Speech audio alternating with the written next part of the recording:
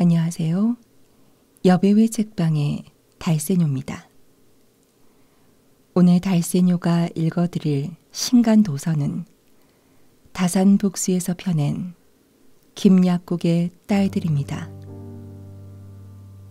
대하소설 토지로 한국 문학사에 거대한 이정표를 남긴 작가 박경리의 또 다른 걸작 김약국의 딸들은 박경리의 이름을 강렬하게 인식시킨 첫 성공작이자 박경리가 추구했던 생명주의 사상의 근간이 된 작품입니다. 다산북수에서는 올해 작가 박경리 타계 15주기를 맞아 작가의 작품들을 새롭게 엮어 출간하고 있는데요. 이번에 펴내는 특별판에서는 오랜 세월 재출간되면서 바뀐 내용들을 바로잡고 집필 당시의 본문을 온전히 되살림으로써 작가가 보여주고자 했던 의도를 고스란히 담아냈습니다. 오늘 읽어드릴 김약국의 딸들은 한 집안의 몰락과 비극적인 운명 앞에 몸부림치는 군상을 치밀하고 선연하게 그려낸 박경리 장편 소설의 최고봉으로 불리는 작품입니다. 그럼 달세뇨가 읽어드리는 김약국의 딸들 시작하겠습니다.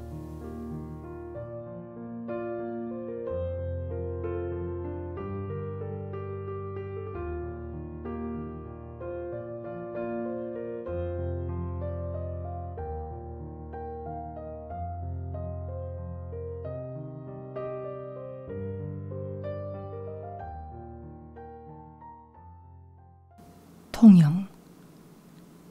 통영은 다도의 부근에 있는 조촐한 어항이다.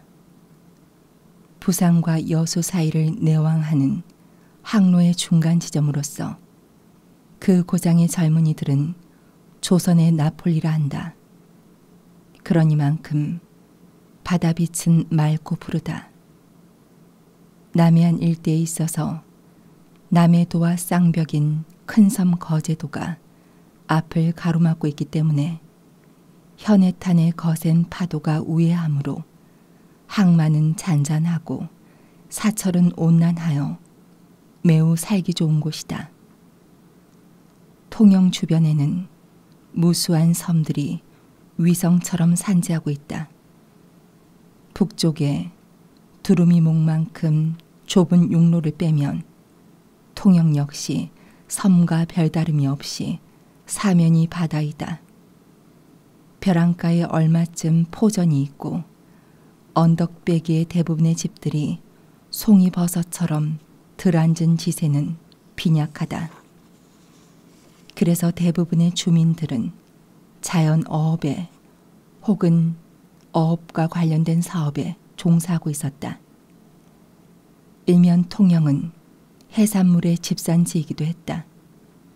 통영 근처에서 포획하는 해산물이 그 수에 있어 많기도 하거니와 고래로 그 맛이 각별하다 하여 외지 시장에서도 비싸게 호가되고 있으니 일찍부터 항구는 번영하였고 주민들의 기질도 진취적이며 모험심이 강하였다. 이와 같은 형편은 조상 전래의 문벌과 토지를 가진 지주층들, 대개는 하동, 사천 등지에 땅을 갖고 있었다. 이 지주층들보다 어장을 경영하여 수천금을 잡은 어장 아비들의 진출이 활발하였고 어느 정도 원시적이긴 하나 자본주의가 일찍부터 형성되었다. 그 결과 투기적인 일확천금의 꿈이 횡행하여 경제적 지배 계급은 부단한 변동을 보였다.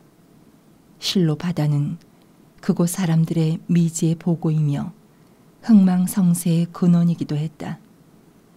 전해지는 말에 의하면 타관의 영락한 양반들이 이 고장을 찾을 때 통영 어구에 있는 중림 고개에서 갓을 벗어 나무에다 걸어놓고 들어온다고 한다. 그것은 통영에 와서 양반 행세를 해봤자 별 실속이 없다는 비유에서 온 말일 게다. 어쨌든 다른 산골 지방보다 봉건 제도가 일찍 무너지고 활동의 자유, 배금 사상이 보급된 것만은 사실이다. 어업 외에 규모가 작지만 특수한 수공업도 이곳의 오랜 전통의 하나다. 근래에 와서는 두매 산골로 들어가도 좀처럼 갓은 사람은 볼 수 없게 되었지만 조선 왕실이 쓰러지기 전까지는 최상품의 갓이라면 을의 통영갓이었고 그 유명한 통영갓은 제주도의 말총으로 만들어졌던 것이다. 지금도 흔히 여염집에 들르는 뜨내기 소반 장수가 싸구려 소반을 통영소반이라 사칭하고 거래하는 풍경이 있는데 통영갓, 통영소반은 그 세공이 정묘하여 매우 값진 상품이었다. 이 밖에도 소라 껍데기로 만든 나전 기물이 이름이 높다. 원료를 바다에서 채집하는 관계상 그랬는지 알 수 없으나 진주빛보다 미려하고 표질이 조밀한 소라 껍데기 혹은 전복 껍데기를 갖가지 의장으로 목재에 박아서 만든 장롱, 교자상, 경대, 문갑, 자에 이르기까지 화려 찬란한 가구 제작은 일찍부터 발달되었다. 대부분의 남자들이 바다에 나가서 생선 배나 찔러 먹고 사는 이 고장의 조야하고 거친 풍토 속에서 그처럼 섬세하고 탄미적인 수공업이 발달되었다는 것은 좀 이상한 일이다. 바다빛이 고운 탓이었는지도 모른다. 노란 유자가 무르익고 타는 듯 붉은 동백꽃이 피는 청명한 기후 탓이었는지도 모른다.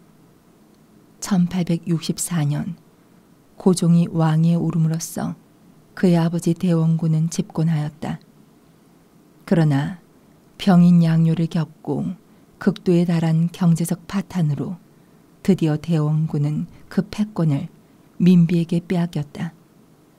정권이 민씨일파로 넘어간 후에도 여전히 나라는 소연하였다. 청일 두 세력의 대립, 민씨파와 대원군파의 암투, 개화파와 보수파의 갈등, 개화파 중에서도 일본식을 따르자는 친일파, 청국식을 따르자는 사대파, 이러한 파벌의 바로는 날이 갈수록 심해지고 구구는 차츰 기울어만 갔다. 이 무렵의 통영 항구를 전묘해 보면 고성 반도에서 한층 허리가 잘려져 부채살처럼 퍼진 통영은 북장대 줄기를 타고 뻗은 안뒤산이 시가를 아는 채 고깃배가 무수히 드나드는 바다를 내려다보고 있었다. 안뒤산 기슭에는 동원과 세병관 두 건물이 문물을 상징하듯 나란히 자리 잡고 있었다. 시가는 동서남북 4개의 문과 동문, 남문, 중간에 있는 수구문을 합하여 모두 5개의 문으로 형성되어 있었다. 동원에서 남문을 지나면 고깃배, 장배가 밀려오는 갯문가, 둥구스름한 항만이다. 항만 입구 오른편이 동충이며 왼편이 남방산이다. 이 두 끄트머리가 슬며시 다가서서 항만을 감싸주며 드나드는 배를 지켜보고 있었다. 동충과 남방산 사이에는 나룻배가 수시로 내왕한다. 항구에 서면 어떻게 솔씨가 떨어졌는지 소나무 한두 그루가 우뚝 서 있는 장난감 같은 공지섬이 보이고 그 너머 한산섬이 있다. 여기서 거제도는 아득하다. 동원에서 서쪽을 나가면 안뒤산 기슭으로부터 그 아래 일대는 간창골이란 마을이다. 간창골 건너편에는 한량들이 노는 활터가 있고 2월 풍신제를 올리는 뚝지가 있다. 그러니까 안뒤산과 뚝지 사이의 계곡이 간창골인 셈이다. 간창골에서 얼마를 가파롭게 올라가면 서문이 있다. 그곳을 일컬어 서문고개라 한다. 서문 밖에는 안디산의 한 줄기인 뒷땅산이 있는데 그 뒷땅산 우거진 대숲 앞에 충무공을 모신 사당 충렬사가 자리 잡고 있다. 이 일대는 이곳의 성지라 할 만한 지역이다. 충렬사에 이르는 길 양편에는 아름드리 동백나무가 줄을 지어 서 있고 아지랑이가 감도는 봄날 핏빛 같은 꽃을 피운다. 그 길 연변에 명종골 우물이 부부처럼 두 개가 나란히 있었다. 음력 2월 풍신제를 올릴 무렵이면 고을 안의 젊은 각시 처녀들이 정화수를 길어내느라고 밤이 지새도록 지분 내음을 풍기며 득실거린다. 뒷땅산과 마주보는 곳이 안산이다. 안산을 넘어가면 작은 개, 큰 개, 오륙개가 있어 봄이면 멸치떼가 시뻘겋게 몰려든다.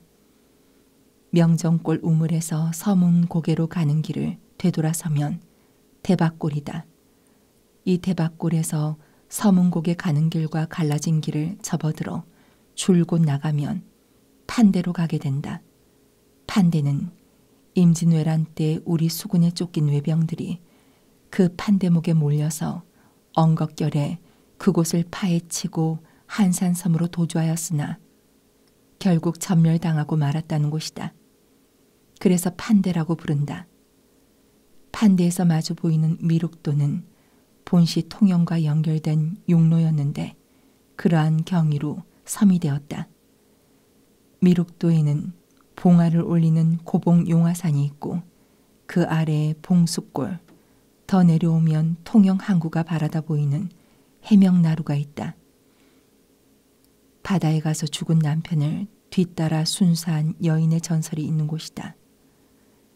용화산을 넘어서면 척계와 그 밖에 소소한 어촌이 있고 넓은 바다를 한눈으로 굽어보는데 대충 큰 섬만 추려도 사랑섬, 추도, 두미도, 욕지섬, 연화도 등 많은 섬들이 있다. 되돌아와서 통영 육지도 막바지인 한실이라는 마을에서 보는 판대는 좁다란 수로다. 현재는 여수로 가는 윤선의 항로가 되어 있고 해저 터널이 가설되어 있다. 외정시에는 해저 터널을 다이코보리라 불렀다. 역사상 풍신수길이 조선까지 출진한 일이 없었는데 일본인들까지 해저 터널을 다이코보리라 불렀으니 우습다. 동은에서 비스듬히 동쪽으로 길을 건너 솟은 것은 당산이다. 당산은 동원과 건너다 보이는 곳이어서 백성들이 억울한 일이 있으면 당산에 올라 사또에게 그 억울한 사연을 외치며 호소했던 것이다. 당산 옆을 빠져서 돌아가면 동문이다. 동문에서 얼마간 떨어진 곳에 수구문이 있고 수구문 주변은 장터였다. 이 두 문 밖에도 막 빠지는 바다였다. 그 바닷가에 맨대라는 가난한 어촌이 있어 밤낮 파도 소리를 들으며 어부들은 손바닥만한 통구맹이를 손질하고 어망을 깁는다. 안악들은 생선과 해초를 모래밭에 널면서 구름을 보고 바람 소리를 들으며 가슴 죄는 하루살이 살림을 하고 있었다. 거기서 보이는 바다에 지도라는 섬이 있었다. 마지막으로 동원 뒤편으로 빠지는 북문, 이것만이 유일한 육로다. 섬의 신세를 면한 길목이다.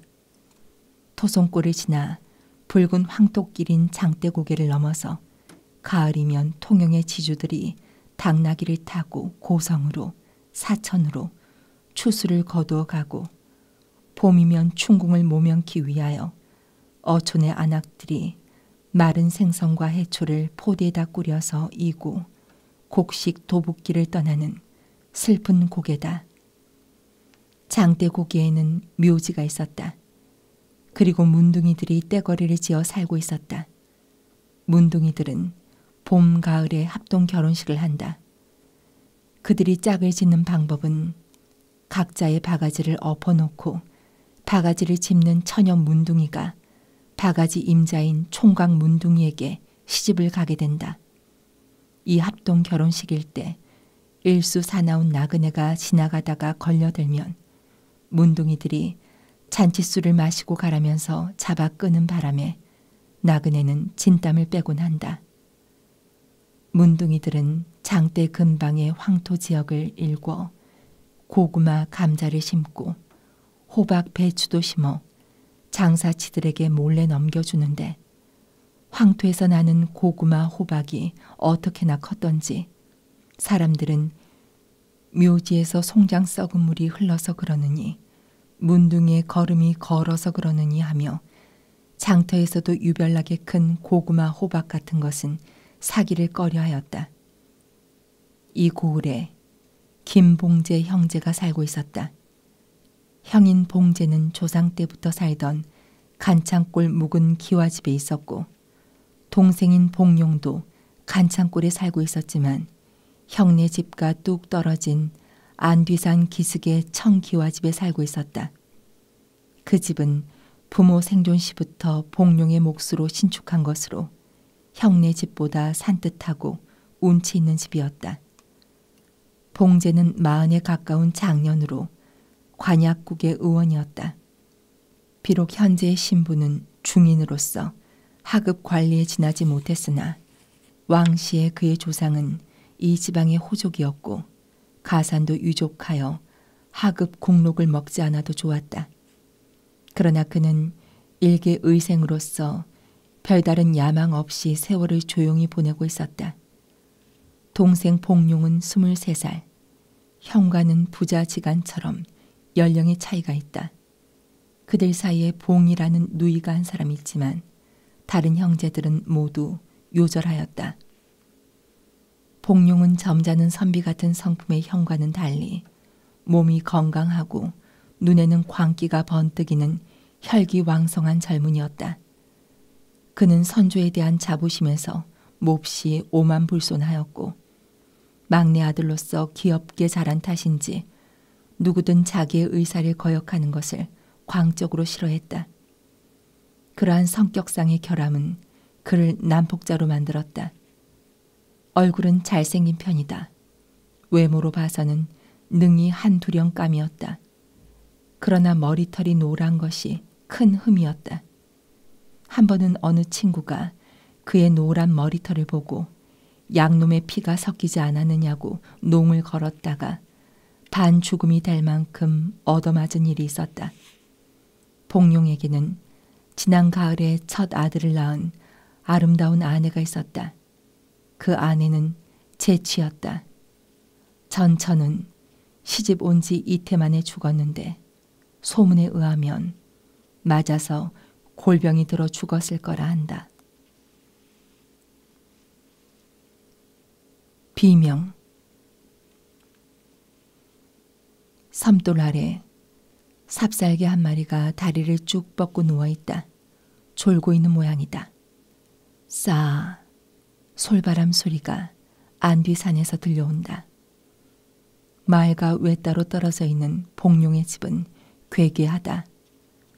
봉용은 하인 지석원을 데리고 뚝지 활터에 가고 없었다. 봉용의 집 문전에 늙은 느티나무 밑에 젊은 나그네 한 사람이 몸을 숨기고 서 있었다. 포류의 체질인 듯 몸매는 허약하고 얼굴이 창백한 사나이다. 소매자락으로 이마에 솟은 땀을 씻으며 무슨 말을 하는지 혼자서 입을 달싹거리고 있었다. 푸른 하늘에는 구름 한 점 없고 소리개 한 마리가 유장하게 쭉 뻗은 날개로 원을 그리고 있었다. 돌담을 휘감은 담쟁이 덩굴이 이따금 사각사각 소리를 낸다. 뱀이 지나가는 모양이다. 나그네는 지척지척 대문 앞으로 발을 옮긴다. 기웃이 집안을 들여다본다. 삽살개는 섬돌 아래서 여전히 졸고 있었다. 그는 또 입을 달싹거렸다. 슬그머니 돌아서서 돌담을 따라 휘청휘청 걷는다. 느티나무 그늘과 담쟁이의 푸르름 때문인지 얼굴은 한층 창백해 보인다. 언덕의 자풀 위에 그는 하염없이 신발을 내려다본다. 새로 지어 신은 신발에 붉은 진흙이 질퍽하게 묻어있다.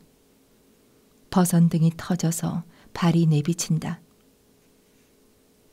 그냥 함양으로 갈까?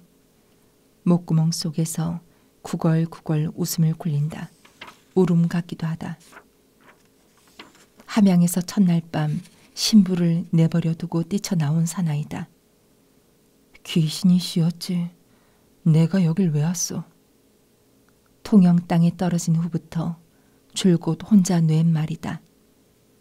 신발 끝만 내려다보고 있던 나그네는 슬며시 얼굴이 들었다. 세운 무릎에 팔을 돌려 깍지 낀다.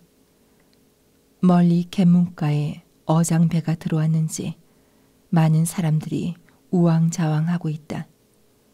왼편 아래에 보이는 세병관 넓은 마당에서도 많은 병정들이 조련을 받고 있었다. 그는 시선을 복룡의 집으로 옮긴다. 연분홍 누비천에 아이를 감싸업은 하녀가 마침 나온다. 하녀는 호젓한 오솔길을 따라 이내 아랫마을로 사라진다. 그러나 복룡의 집 안에서 다듬이 소리가 맑게 울려 나왔다. 나그네는 우뚝 일어섰다. 그는 미끄러지듯 언덕에서 쫓아내려간다. 다리를 핥고 있던 삽살기가 짖는다. 다듬이 소리가 멎는다. 대청마루에서 여자가 기우시 밖을 내다본다. 사나이는 전신을 떨면서 대문 안으로 발을 들여놨다. 숙정아. 크게 뜬 여자의 눈은 일순간 굳어진다. 개가 네 발을 뻗치며 요란스럽게 짖는다. 유모. 날카로운 목청이다. 여자는 다듬이 방망이를 놓고 훌쩍 일어섰다. 유모. 이번엔 찢어지는 소리다. 여자는 남색 관사 치맛자락을 버선발로 휙 차면서 방 안으로 급히 들어간다.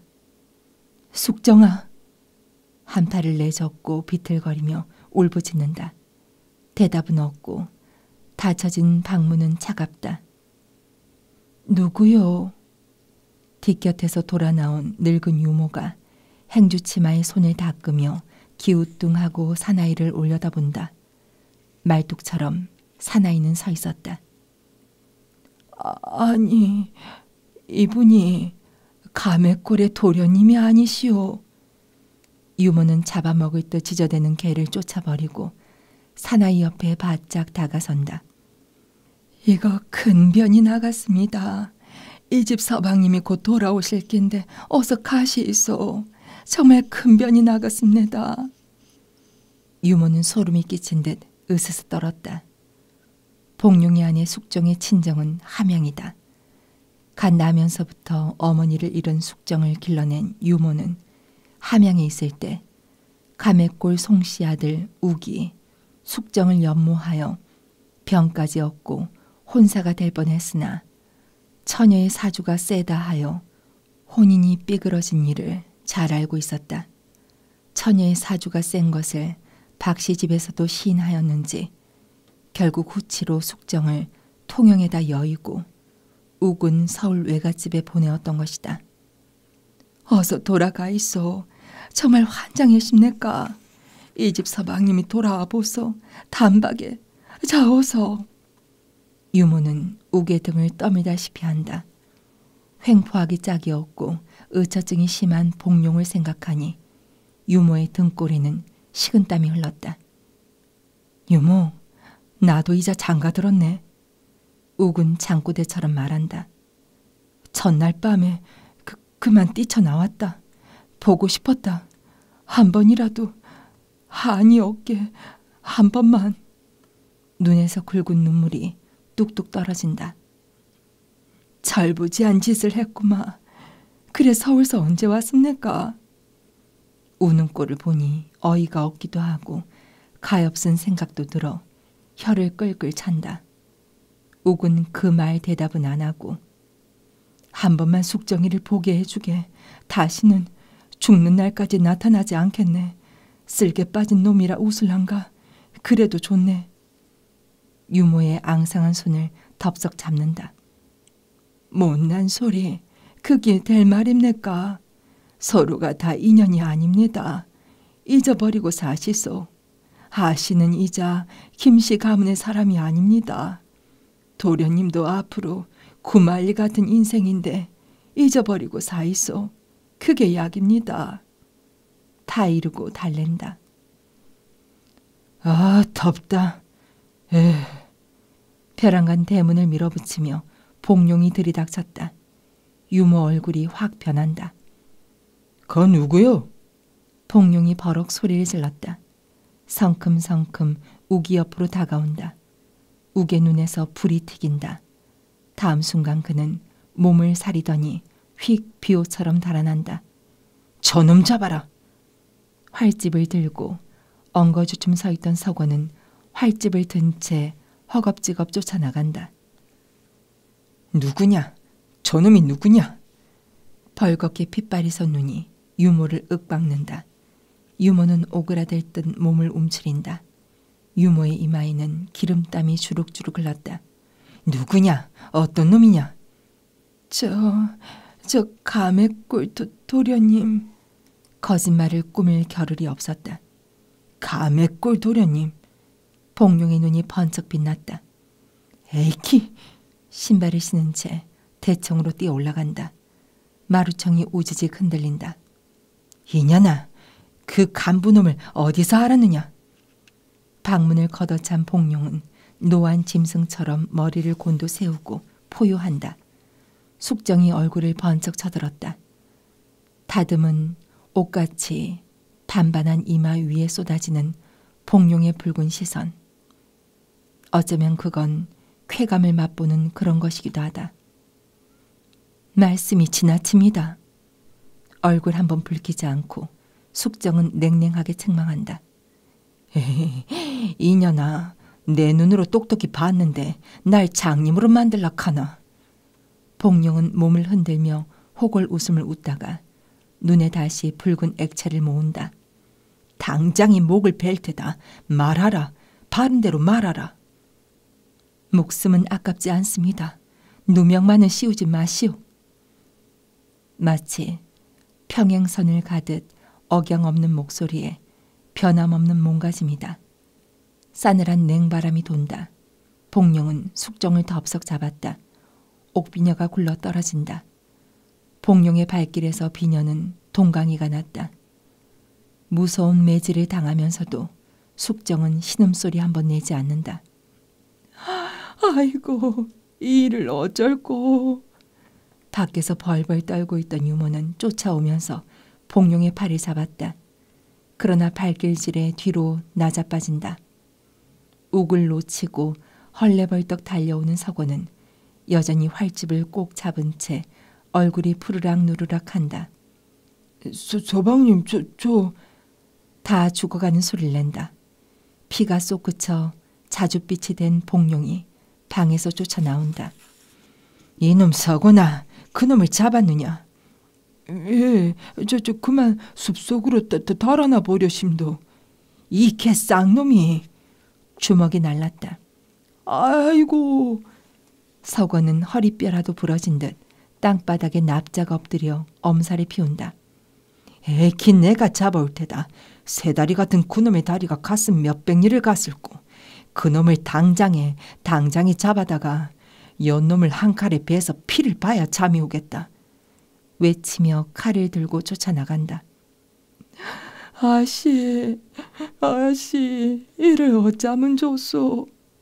기절한 듯 쓰러진 숙정을 안아 일으키며 유모는 운다. 복룡이 칼을 들고 미친 개처럼 안뒤산 숲속을 헤매고 다닐 때 숙정은 비상을 먹었다. 아랫마을 관약국 봉제가 왔을 땐 독은 이미 전신을 돌아 살릴 도리가 없었다. 집안 망할 놈 같으니. 봉제는 쓰디쓰게 입맛을 다신다. 어르신네, 살려주이소. 불쌍한 우리 아씨를 살려주이소. 유모가 통곡하며 애걸하였으나 봉제는 말이 없다. 피를 들이마신 듯 시근덕거리며 복룡은 새벽에 돌아왔다. 피 묻은 칼을 헛간에 내 던지고 사랑으로 들어가더니 이내 코를 골았다. 집안이 발칵 뒤집어졌으나 아랑곳 없다. 아침이 희뿌옇게 창문을 비쳤을 때 숙정은 숨을 거두었다. 비명에 죽은 숙정의 장사는 3일 후 남의 이목을 두려워하여 친정에도 알리지 않고 치렀다. 그러나 소문은 날았다. 함양에서 숙정의 오라버니들이 하인들을 거느리고 달려왔다. 복룡은 형세의 분리를 깨닫고 안뒤산에 숨어버렸다. 숙정의 오라버니들은 시체를 파내어 둘러매고 와서 복룡을 내놓으라고 봉제에게 소리를 질렀다. 복룡은 그날 밤 봉제가 준 노자를 가지고 고향을 빠져나갔다. 지석원. 비가 부슬부슬 내린다. 도련님, 걔서 뭐합니까? 우장을 둘러쓰고 도깨비집 앞을 지나치려던 지석원이 움칫하고 발을 멈추었다. 소녀는 긴 목을 뽑고 우두커니 서 있었다. 잠비 맞고 감기라도 들면 어쩌려고 그럽니까? 자, 석원은 소년을 우장 속으로 끌어당긴다. 뭐 하려고 얘기 왔습니까? 소녀는 여전히 대답이 없다. 석원은 우장 한 끝을 걸친 채 터벅터벅 걷기만 한다. 숙정의 모습을 그대로 뽑아낸 듯 아름다운 얼굴이다. 고향을 등지고 나간 지 어느덧 16년. 아무 소식도 없는 김복룡의 아들 성수였다. 석원은 우장 밖으로 밀려나가는 성수를 다가 세우며 도련님, 애기 오면 안 됩니다. 안 된단 말입니다. 피가 말라버립니다. 그 보이스 얼굴이 바늘로 쑤셔도 피 한 방울 안 나오겠소. 석원은 귓속말로 소곤거린다. 와 오면 안 되노.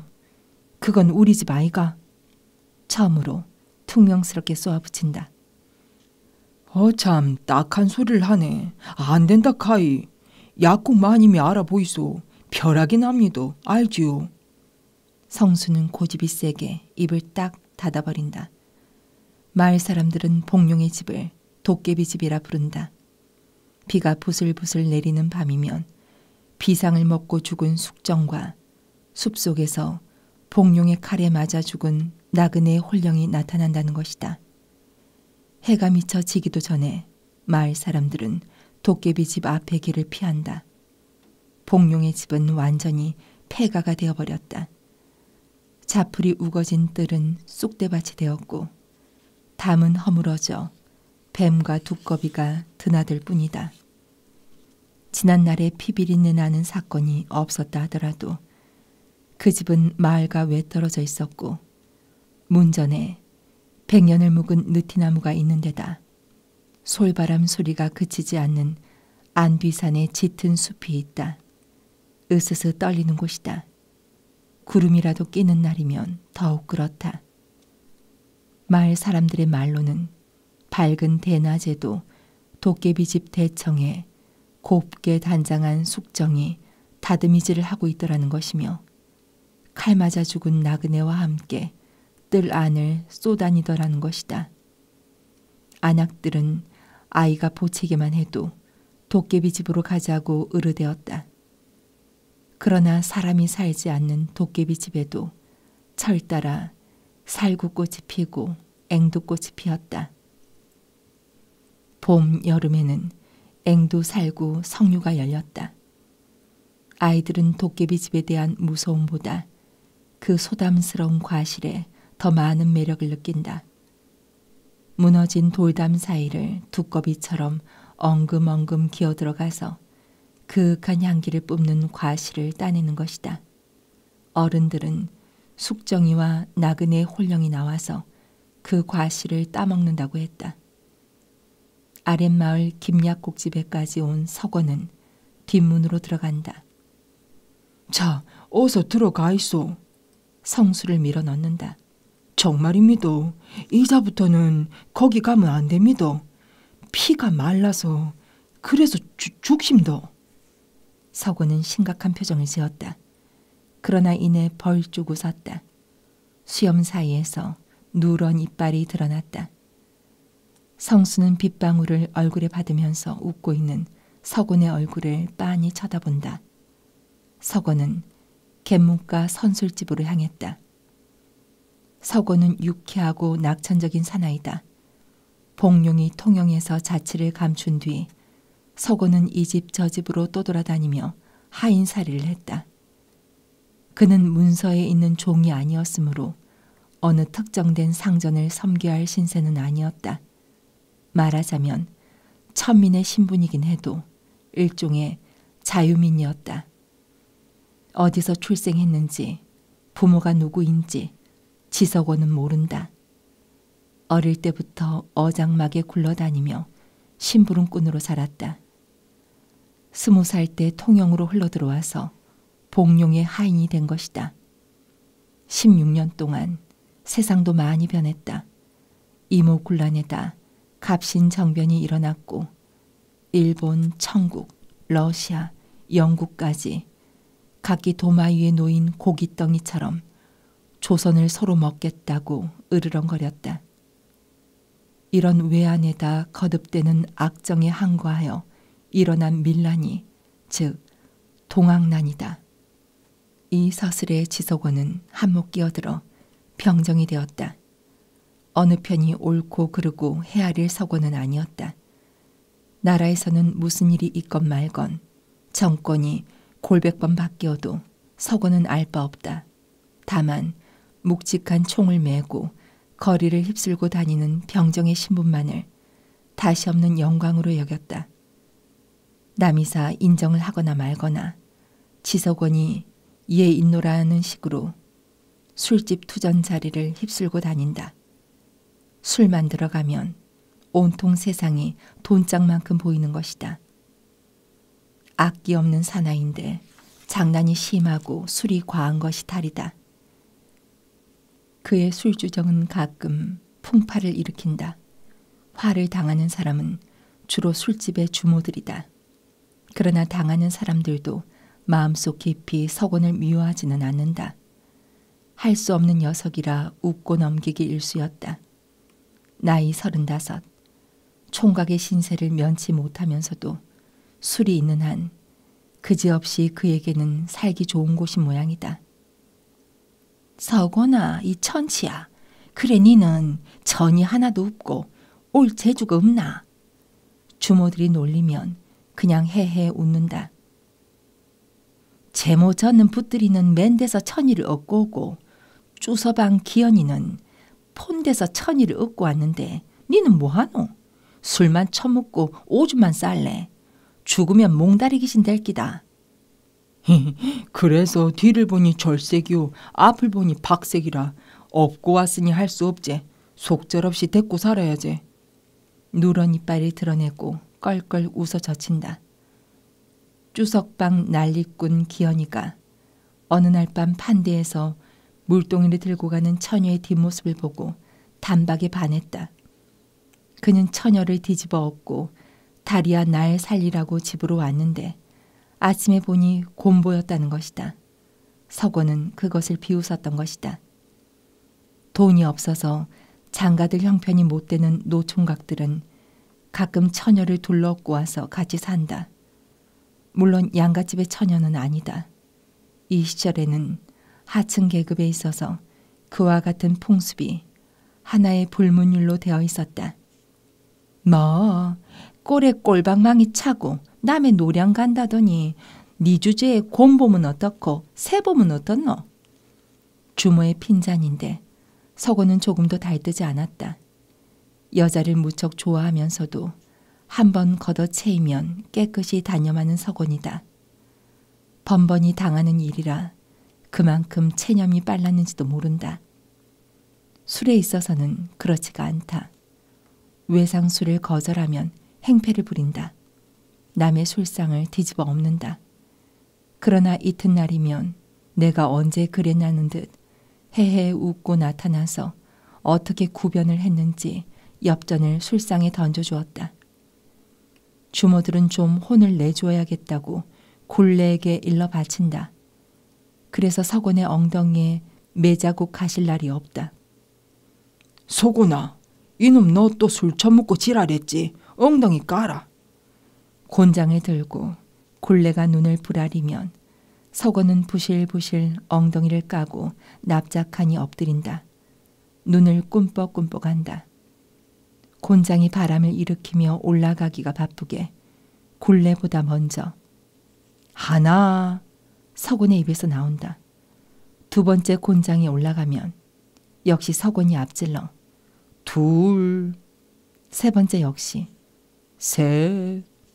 굴레는 하도 어이가 없어 쓴웃음을 짓고 네 번째 곤장을 쳐든다. 그러나 석원은 발딱 일어나서 바짓말을 치켜 올리면서 젠장, 어제는 곤장 2개밖에 채 안 지심도.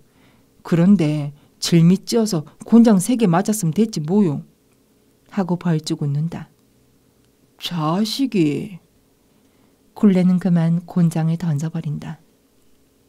매가 이런 식이다. 간장골에서 남문을 지나 선장가에 나왔다. 비는 멎었고 사방은 어둑어둑하였다. 석원은 옥화가 있는 선술집에 들어섰다. 아이고, 저 원수가 또 왔구나. 동백기름을 발라서 번들거리는 머리를 들어 보이며 옥화가 웃는다. 사람 갈시하지 말어라. 오늘 밤은 맞돈이다, 맞돈. 석원은 우장을 벗어 던지고 술꾼들 사이를 비비고 들어간다. 장배를 부리는 천서방이 신둥건둥 웃으며 가만 보자. 원희가 옥화한테 반하기는 단단히 반한 모양이라 문턱이 닳겠구마. 쩍 벌리고 웃는 천서방 입안에는 고추장이 범벅된 뱅어해가 들어있었다. 흡사 쓰레기통 같다. 형님, 와 놀리시오. 될 일도 안 되겠소. 그러지 말고 우리 앞에서 옥화 입이나 한번 맞춰보지. 귀를 꼭 잡고 그러면 오늘 밤 술값은 내 차지다. 개슴츠레한 눈은 초승달이 된다. 실없는 소리도 해쌓는다. 돈을 섬으로 가지고 와도 내사 석원인 싫구마. 옥화는 천서방에게 추파를 보낸다. 너무 그러지 마라 옥화야. 야박하게 무슨 말고. 이래봬도 총만 매면 묵 가시나들이 힐끔힐끔 쳐다보더래. 방아는 웃음이 들어차는데 석원은 막걸리 한 잔을 들이켜고 혀를 길게 뽑아 안주를 집어먹는다. 우물우물 씹어먹으며 슬그머니 손을 뻗어 옥화의 손목을 잡는다. 와이카노, 나라 미쳤는가배. 그래 가시나들이 네가 이뻐서 본 줄 아나. 하모 이뻐서 봤지. 그 가시나들 눈에 명태 껍데기 붙였던갑다. 술꾼들은 또 와하고 웃는다. 제기를 개집들은 소견이 좁아. 개 훑는 죽살배 같은 상파님은 오금을 못 쓰거든. 실상은 매꼬만 그놈들보다 나 같은 덥석부리가 인정도 많고 마음도 대천지 한바다처럼 넓은 기라. 그걸 모른다 카이. 이래봬도 병정 나으리다. 석원은 코를 벌름한다. 옥화는 까드라지게 웃는다. 연초 연기가 자욱한 술방에는 갖가지 냄새가 뭉뭉하다. 제 흥에 겨운 술꾼들이 소리치고 춤을 춘다. 야 석원아, 발가락이 웃겠다. 군가도 못 부르는 주제에 병정 나으리. 잔소리 말고 밀린 외상값이나 내놔. 볼기짝에 멍들기 전에. 온 변덕스럽기는 좋다고 희거릴 땐 언제고 외상값 내라는 심부는 또 뭐고. 사람 잡네. 내가 언제 일 좋다고 했노? 간밤에 그랬지. 날 이렇게 얼싸안고 지서방 나하고 살제이. 덥석부리 지서방이 나는 좋다. 이렇게 안 했나? 팔을 벌리며 옥화의 신용과 목소리까지 흉내낸다. 와 하고 또 웃는다. 옥화에게 눈독 들이고 다니는 사내들도 석원이 말을 고지 듣진 않았다. 그러나 석원을 놀려먹을 양으로 그래서 하며 젓가락으로 판을 치며 재미나 한다. 옥화 역시 석원의 거짓말을 해명하려 하지도 않고 개글개글 웃기만 한다. 닭의 벼처럼 석원이 벌개진 목줄기를 흔들며 소리를 뽑는다.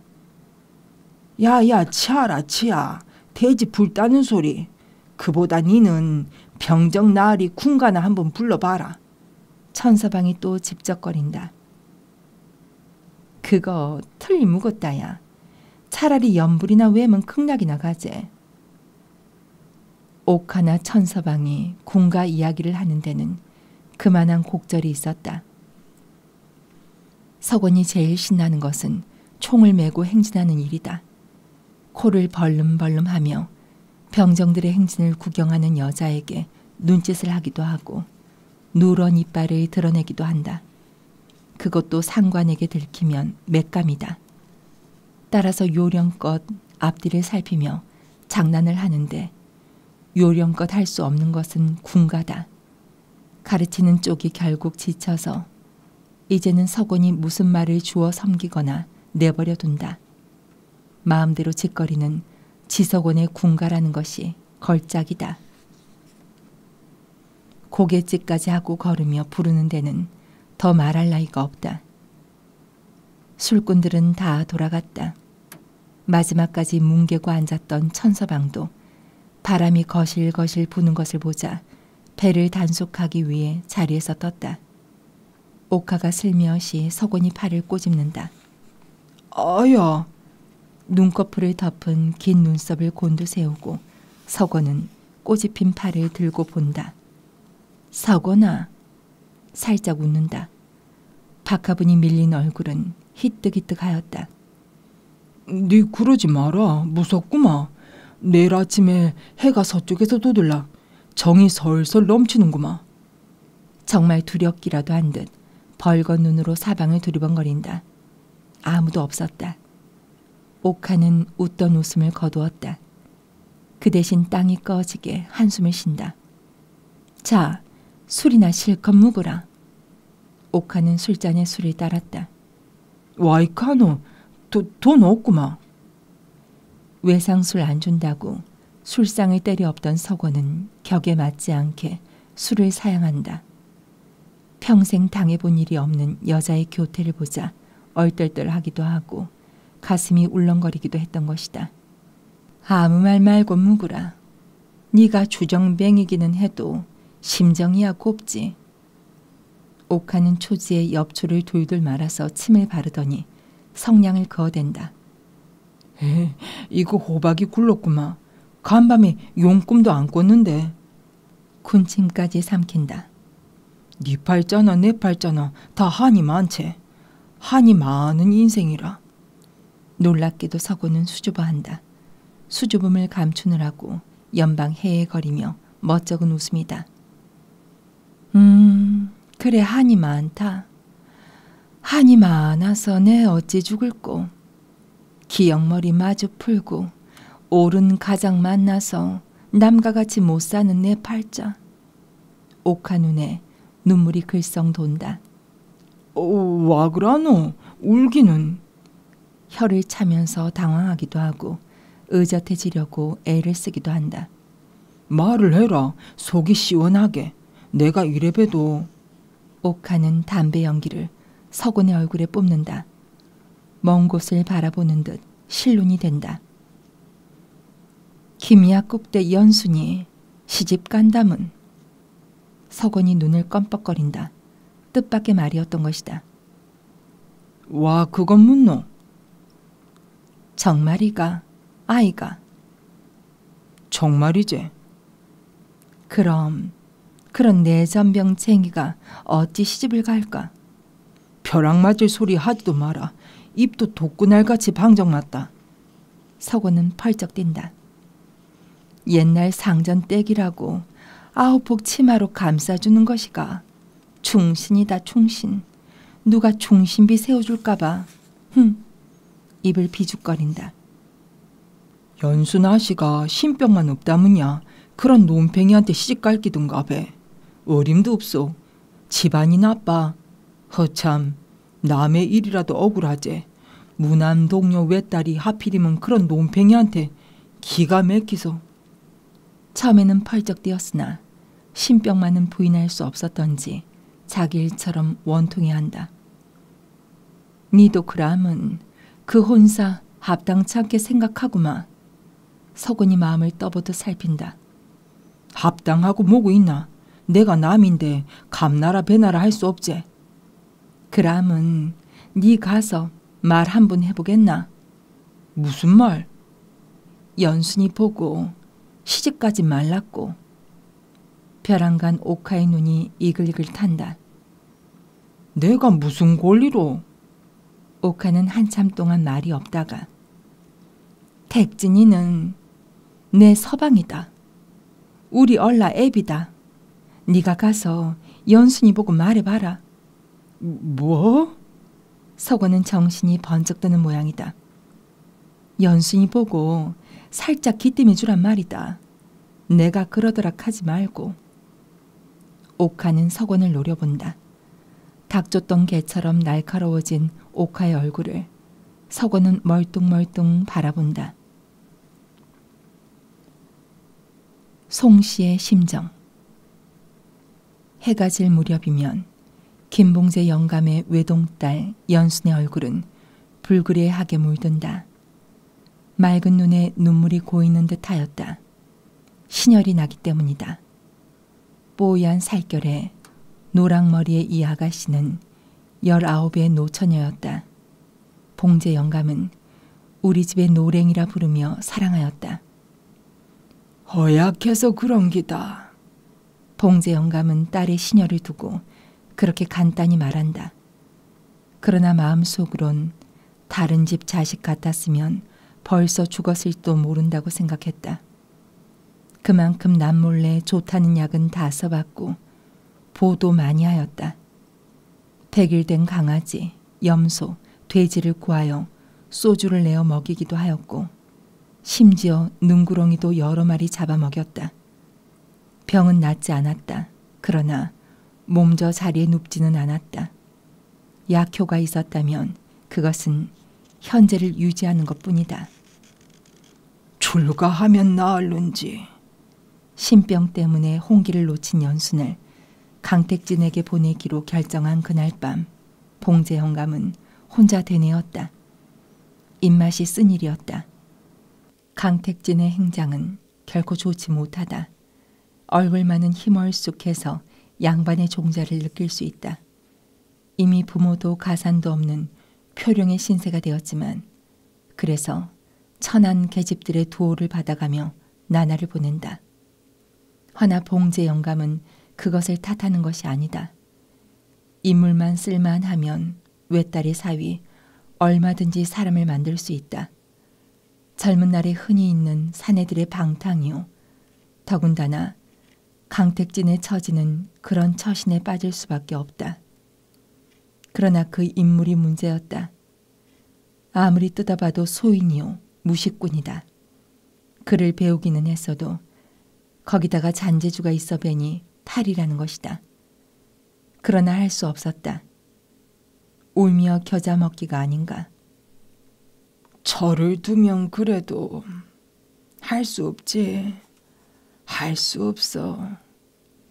병으로 버린 자식, 아예 내에 던져버리는 심정이다. 연순의 혼인날은 다가왔다. 무더기로 피던 황매가 차츰 하얗게 빛이 바래어갔다. 봄은 무르익고 날씨는 청명했다. 널찍한 방에는 연순의 어머니인 송씨와 함께 봉재 영감의 누이 동생 봉이가 마주 앉아 혼인 의상을 짓고 있었다. 봉이는 몸매가 가늘고 송씨는 몸집이 좋다. 흰 감댕이를 감은 쪽에 바늘을 꽂은 봉이는 화루에서 인두를 든다. 그는 재작년 가을에 과부가 되었다. 아들이 하나 있었다. 남편은 선비로서 유산을 남기지 않았다. 저고리 돌연을 인두로 누르면서 봉이는 형님, 이자 2다리 쭉 뻗겠소. 연순이만 출가시킴은 그저 지나가는 말이다. 다리를 뻗고 잘란가 어쩔란가. 시원치 않은 대답이다. 봉이는 이미 다 된 저고리의 깃을 들어본다. 아유, 심덕이 고운데 와 깃이 이 모양일꼬. 형님, 깃이 잘못 앉았지요. 그만하면 됐지 뭐. 송씨는 기웃이 들여다본다. 심술 사나운 사람은 깃이 잘 안 된답니다. 우리 연순이가 거울 같은 아이인데 내 자식 자랑이 아니라. 한숨을 푹 쉰다. 자랄 때는 금지 오겹 같은 내 딸을 어디다 여울까 희망도 컸고 욕심도 많았던 송씨였다. 우리 연순이 같은 아이가 그도 다 지 발자지요. 명땜이나 해서 오래나 살면 좋겠소. 그러게. 하다가 송씨는 전의로 늙힐 수 있나. 이러나 저러나 경사 아니오. 심란해하면 쓰겠소. 체념한 듯 덧붙인다. 누가 압니까? 지 복이 많으면 큰 자식을 두어서. 말을 맺지 못한다. 큰 자식을 두어 말년의 영화를 누릴 만큼 연순이 오래 살리라 믿어지지 않았던 것이다. 연순이는 커갈수록 봉용이를 닮아가는구마요. 머리털이 노란 것까지. 봉이는 화제를 슬쩍 돌린다. 그렇게 가은은 지 삼촌을 많이 닮았지. 인물이사 오죽 좋았던가요. 외양값을 하느라고 지 명대로 못 살고. 우리 가문에 누가 있다고 하나밖에 없는 삼촌이 조카딸 혼인에도 참여 못하는구. 살았음 와 못 올고 큰일 치를라 카에 생각이 나누만. 지 자식이 다 커서 성례할 때가 다 되어도 못 오는데 어디 살았겠소. 죽었지. 성미가 그래서야 명 보존하기 어려울기요. 봉이는 눈을 좁히며 바늘에 실을 꿰다. 풍문에 의하면 봉룡은 도둑의 손에 죽었다고도 하고 박씨 문중 사람들이 떼어 죽였다고도 했다. 그 밖에도 객사에서 열병을 앓아 죽었다고 했다. 별의별 말이 떠돌았으나 누구 한 사람 봉룡을 봤다는 사람은 없었다. 애비 어미 없는 성수만 불쌍하지요. 성수의 말이 신우이 입에서 나오자 송씨는 완연히 불쾌한 빛을 띈다. 불쌍하다는 말은 그의 비위에 더욱 거슬렸다. 뭐가 불쌍할까? 옷이 없나 밥이 없나? 큰아버지가 일월같이 떠받드는데 얼음이란 녹을까 벌벌 떠는데. 감정을 나타낸다. 그래도 자식한테는 지 애비 지 어미가 있어야 합니다. 봉이는 냉정하다. 은연중에 힐난이 있다. 그러자 마침 밖에서 송씨를 부르는 소리가 났다. 송씨는 방문을 열어보지도 않고 일을 계속하면서 와 그라노. 저 도련님이 또 그 집에 앉아이심도. 뭐? 송씨는 방문을 확 밀어붙인다. 계집아이 덕이는 힐끗 쳐다보는 봉이의 눈을 느끼자 주춤한다. 또 그 집에 성수가 가 있더란 말이지. 송씨는 악을 쓴다. 네. 날카로워지는 봉이의 눈을 극히 피하며 덕이는 어리더듬하게 대답한다. 집안을 망쳐 묵으려고 그게 와 자꾸 간단 말고. 송씨는 한 손으로 문지방을 친다. 덕이 니는 할 일이 없어 거기 갔더나. 인두를 거칠게 잡으며 봉이는 쏘아준다. 일부러 와서 고자질을 하는 것이 미웠던 것이다. 솔잎 달랐고 산에 올라가면서 봐심도. 그래 알았다. 가서 니는 니 할 일이나 해라. 신우이가 가로채서 하는 말에 송씨는 가슴이 부글부글 괜다. 그러나 큰일을 치르는 마당에 있어서 집안을 시끄럽게 할 수는 없다. 억지로 참는다. 참는데도 말이 불쑥 나왔다. 비상 묵은 자손은 지리지 않는다는데 성수도 사람 구실 못할까 봐. 남이 가락해도 피할 낀데 와 자꾸 그 집에 가는지. 아따 형님도 별소리를 다 하시오. 명이란 타고난 건데 어미가 비상 묻고 죽었다고 명대로 못 살겄소. 봉이는 볼멘 소리로 타박을 준다. 송씨는 돌도 안 된 성수를 길러냈다. 그런데도 영 정이 들지 않았다. 자기가 낳은 자식이 아니라 그렇다면 그만이겠으나 송씨에게는 복잡한 여러 가지 이유가 있었다. 송씨는 성수를 무서워하고 있는 것이다. 숙정의 무참한 임종씨 얼굴을 잊을 수 없다. 그 어미를 그대로 뽑아놓은 듯한 성수에게서 늘 동서의 망령을 보는 듯 기분이 나쁜 것이다. 그 이상 야릇한 무서움은 또한 이상한 그리고 잔인한 방법으로 발산된다. 성수를 괴롭혀주는 일이다. 괴롭혀주는 일이라면 도깨비집의 역사를 들려주면 된다. 되도록 무시무시하게 생모 숙정을 그려내는 것이다. 죽기 전부터 사람이 아닌 여우라도 둔갑해서 있었던 것처럼. 얼마나 계집이 영독함은 샘을 묵듯한 어린 자식을 두고 지 목숨을 지 손으로 끊는단 말고, 그래서 환생도 못하고 득천도 못하고 잡기가 돼서 그 집에 살지 하기도 했다. 그러나 이러한 방법은 성수와의 넓은 거리를 만드는 동시에 성수를 이상한 요물로 만들었고, 따라서 송씨의 공포는 한층 더해갈 뿐이었다. 공포가 더해갈수록 그의 말은 잔인하게 강조되어 갔다.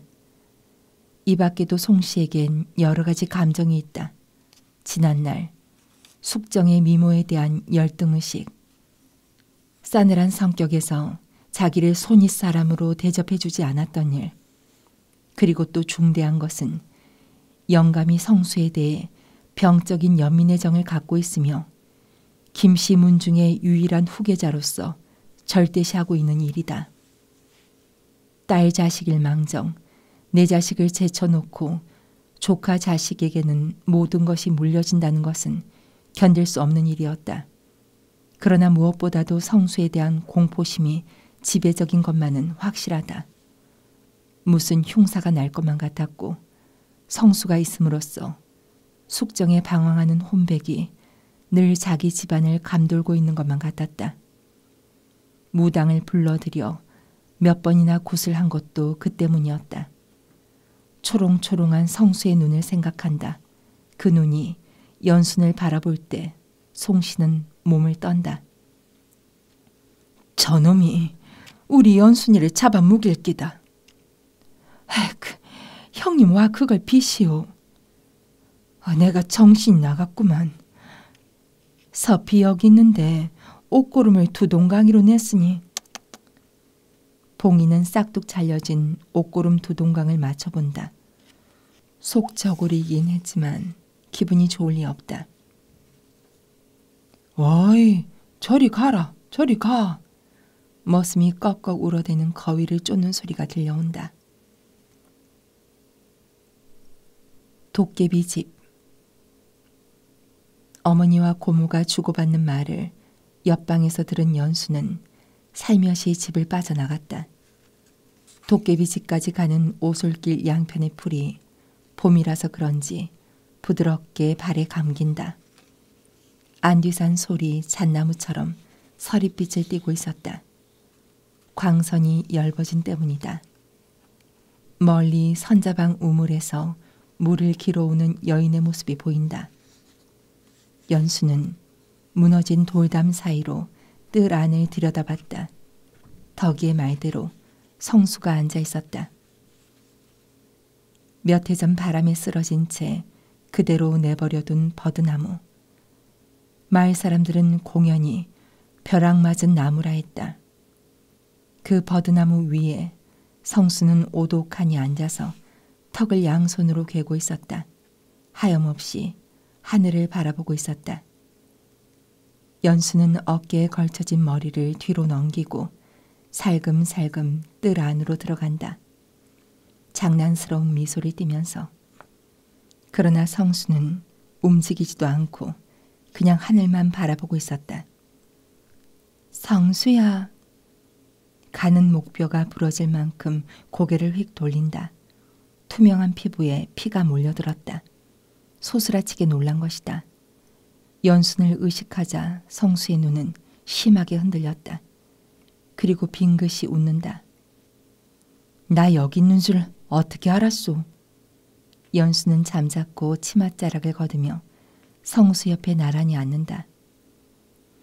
니 많이 엽있구나. 온통 눈만인 듯 싶으리만큼 여윈 성수의 얼굴을 들여다본다. 구신이 붙어서 살이 자꾸 빠지는가 봐요. 성수는 슬며시 외면을 한다. 미친 소리 하지 말어. 연순의 눈이 멍해진다. 누구는 여기 와오요. 야단 맞을라고. 니는 와오노. 나하고 누구는 다르지요. 그람은 니는 사람 아이가. 나는 구신이 붙었습니다. 동네 사람들도 그러고 큰 어머니도 안 그럽니까? 그런 말 함부로 안 하는 기다. 까치가 푸드득 날아간다. 울밖에 느티나무에 가 앉더니 날카롭게 운다. 앵두꽃도 살구꽃도 지는 판이다. 성수야. 성수는 어금니를 지금씩 깨문다. 볼이 실룩거렸다. 여기 뭐하러 오지? 비상 묻고 죽은 사람을 한번 만나볼라고요. 도전하듯 말한다. 만나서 뭐할래? 부드럽게 속삭이는 듯하다. 성수는 얼굴을 돌렸다. 서로 한참 동안 마주본다. 누구? 나 그만 타관에 가고 싶다. 벼랑간 어린 시절의 말투로 돌아간다. 타관에. 연순의 얼굴이 상기한다. 아버지를 찾고 싶다. 돌아가셨다면 그 흔적이라도 알고 싶다. 연수는 침묵한다. 멀리 항구를 떠나는 배가 보인다. 성수는 도깨비집에 비상 먹고 죽은 사람을 만나러 오는 것은 아니다. 실상은 저 배를 바라보려 오는 것이다. 연수는 그렇게 생각했다. 갑자기 아버지 말은 왜 할까? 태양을 받은 바다는 눈이 부시게 반짝거린다. 흰 돛배를 바라본 채 한참 만에 물었다.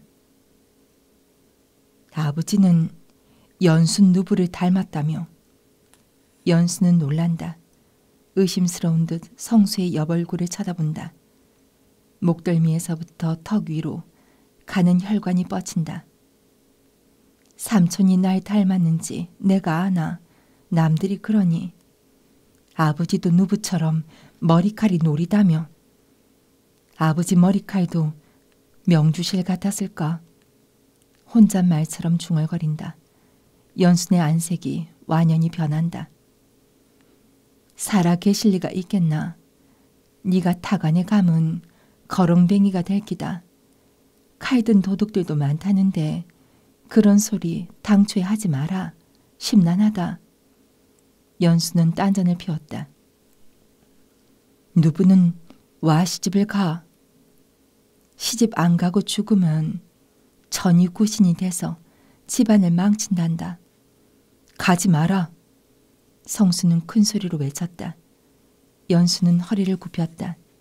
썩은 나무에 돋아난 곰팡이 같은 것을 잡아 뜯는다. 그리고 허리를 구부린 채 얼굴만 성수를 올려다본다. 한평생을 성수하고 같이 살 수 있나? 성수도 장가가고 이쁜 각시하고 살게 아이가. 나는 안 간다. 성수는 또 외쳤다. 연수는 몸을 일으켰다. 순간 그의 머리에서 동백기름 냄새가 성수의 코를 스쳤다. 정말. 성수는 고개를 끄덕인다. 연수는 머리를 살레살레 저으며 멍한 눈이다. 이때 새병관에서 돌아오던 지석원이 허물어진 돌담 사이에서 그들을 발견하고 깜짝 놀란다. 에게게, 이거 야단 났구만. 아시까지 와 있네. 정말 구신이 붙었나? 석원은 목을 쭉 뽑아서 안을 들여다본다. 아씨. 연순이 벌떡 일어섰다. 어서 나오이소. 도련님 됐고 뭐합니까? 둘은 얼굴이 질려서 나왔다. 와 여기 옵니까? 마나님이 아시면 큰 벼락이 날 깁니다. 서고는 눈을 부릅뜨다가 엄지손가락으로 콧구멍 하나를 누르더니 코를 팽 푼다. 어서 갑시다. 갈림길에서 그들과 헤어진 서고는 오카한테는 저각이지만 아씨는 시집을 가야 해. 머리나 얹어보고 죽어야지. 하늘하늘한 저 몸 맵시 삶은 얼마나 살겄노. 자고로 총각이 죽으면 몽다리 구신이 되는 법이요. 전이가 죽으면 사기 구신이 되는 법이라. 내 사모 오래 살기니. 서고는 한 100년이나 살 듯 자기 신세를 비관하지 않는다. 옥하만 몸이 달았지. 지 아무리 택진이를 생각한들 노방초의 신세라 별 수 없지. 가서 공술이나 얻어묻고. 내사 어진 백성 무슨 죄가 있노. 그래도 그년이 양반이라고 아이 애비 이름을 숨겨왔으니 기특하구만. 서고는 옥하에게 반해서 우쭐거리던 생각은 벌써 잊어버리고 공술 얻어먹는 재미에 신명이 난다. 싱글벙글 웃으며 옥하의 주막으로 쑥 들어갔다. 장날이라 그런지 장꾼들이 한방 둘러앉아서 시끄럽다. 옥하는 잽싸게 서곤을 쳐다보며 눈짓을 한다. 서곤은 공술 생각에 신이 나기도 했으나 어쩐지 캥기는 점도 있어 죄 없는 입만 벌쭉하고 벌렸다. 옥하는 싹싹하게 술상을 닦으면서 술과 안주를 내놓는다. 서곤이 개복 만났구나. 누가 또 놀리기 시작한다. 옥하가 웬일이고 부지게 인심을 쓰누마. 서곤이가 한무디기 집어주던가. 외상값 다 갚아준기 하 고마워서 안 그래요. 그 말씨에 정이 뚝뚝 떨어지는구마. 보래 서곤아, 니 오늘 밤 잠 못 잘라. 소목 일을 하는 박서방이 너털 웃음을 웃고 옥하는 해실해실 따라웃는다. 서곤은 술잔부터 들어 숨이 차게 연거푸 마신다. 이 자식아 살이 들겄다. 천천히 마시라. 서곤은 들은 채 만채다. 어지간히 술기가 돌았을 때 슬그머니 일어섰다. 술꾼들이 다 돌아가고 옥하가 어찌 됐느냐고 무릎을 꼬집으며 다가앉을 생각을 하니 일찌감치 주자를 놓는 게 상수라 생각한 것이다. 와가노? 옥하의 목소리가 덜미를 잡는다. 나중에 또 올게. 적당히 둘러대고 밖으로 나왔다. 찝찝한 바닷바람이 불어왔다. 공지섬 뒤편에서 고깃불이 아찔아찔한다. 파도는 방천을 쿵쿵 치고 있었다. 아이 취한다. 비실거린다. 그는 주머니 속에 든 엽전 면잎을 만져본다. 다시 다른 술집으로 찾아들었다. 거기에서 또 술을 몇 잔 들이켰다. 주모가 성화를 하는데도 서고는 그대로 가게방에 고꾸라졌다. 코를 쳐박고 입을 불풍구처럼 불면서 세상 모르게 잠이 들었다. 연순과 성수가 도깨비 집에 갔다 온 후 누가 그것을 봤는지 마을에는 이상한 노래가 돌았다. 앵두 살구는 언제나 엷고 배고파서 내 못 살겠네. 연순이는 아침거리, 성수는 저녁거리나 할까. 앵두 살구는 언제나 엷고. 나물 캐는 아이들에게 듣고 와서 덕이가 송씨에게 일러 바쳤다. 아이고 내 못 살기다. 송씨는 펄펄 뛰면서 성수를 다글다글 볶았다. 혼례. 연순의 혼인날은 화창했다. 간밤에는 달무리가 서더니 새벽녘에는 빗방울이 떨어졌다. 송씨는 무던히 속을 태웠다. 그러나 아침이 펼쳐지면서 공지섬 뒤에서 붉은 해가 솟기 시작했다. 날씨가 참 좋습니다. 혼인날 치고 상날이 아닙니까? 잠을 못 이루어 눈 언저리가 푹 꺼진 송씨가 부엌을 돌아 나오는데 드난살이 하동댁이 암상스럽게 쳐다보며 비위를 맞춘다. 비가 잦은 봄철이라 혼인날 치고는 상날임에 틀림없다. 설마 하느님인들 요량이 있지. 그렇게 손발이 닳도록 빌었는데 날씨마저 꾸질났고. 하곤 그 육중한 몸을 끌고 앞들로 나간다. 점심때가 지나서 신랑이 들이닥쳤다. 뜰안이 왁자지껄해진다. 아이들이 으흐흐흐 하고 달려간다. 신부 출... 걸걸한 목소리가 뜰안 가득히 울렸다. 대례판에 구경꾼들이 빙 둘러섰다. 신랑과 신부가 마주섰다. 노총각 노천이가 썩 잘 어울리구마. 말 좋은 사람들의 핀잔이다. 잘 어울리긴 다 뭐요. 구신이 어깨 넘어서 연방 늘름거리는데. 신부가 대례판에 나가는 바람에 부엌에 있는 안악들이 우우 몰려나갔다. 그 틈에 은수저 한 벌을 가슴에 슬쩍 집어넣고 천연스럽게 나온 하동댁의 악담이다. 남의 좋은 일을 보면 심술이 나서 못 견디는 못된 버릇의 여자였다. 아이고, 이거 좀 띠미지 마소. 아, 깨지겠구마. 아이업은 안악이 두 팔을 뻗치며 악을 쓴다. 하동댁은 옆에서 노파에게 속살거린다. 뻔한 일 아닌게요. 강택진의 속신 말입니다. 전이보다 돈에 꽁심이 있는 기지 뭡니까? 연순이가 살면 며칠이나 살겄소. 그러나 저러나 저 몸매 바람이 불면 날릴 것 같은데 계집 고실이나 하고 신방이나 차릴란가. 눈 가장자리에 잔주름을 모으며 음탕하게 웃는다. 며칠을 살다니 사람이 임으로 죽나 가당 자는 소리. 하기사 하룻밤이면 어떨꼬. 저 좋은 인물 아깝다. 인물 묻고 삽니까? 하동댁은 입을 비축거린다. 그리고 침 한 말 사이에서 빠지려는 은수저를 황급히 밀어 올리며 앞가슴을 더듬는다.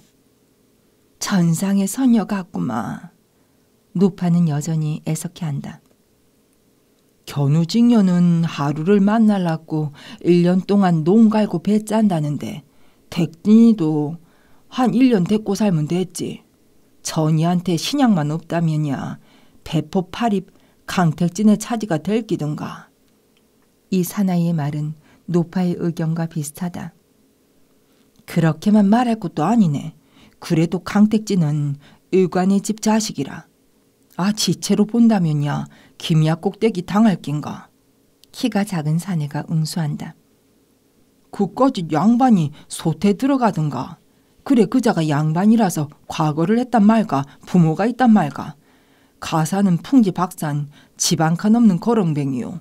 작부 덕분에 입에 불칠이나 하고 두전판을 기웃거리는 천하의 못난 위인이 그래 족보만 치키 들고 댕기면 수가 터지는가. 아무튼 김약국 사이 된 건 팔자 고친 일이지. 사감이 있는지 강택진을 거의 사갈시한다. 그래도 사모 간대하고 나서니 씨는 속일 수 없는 기라. 훤칠한 선비의 풍모가 역력하네. 몽치미를 베고 읽은 이야기책에서 꺼내온 유식한 문구를 써먹으며 강택진을 두둔한다.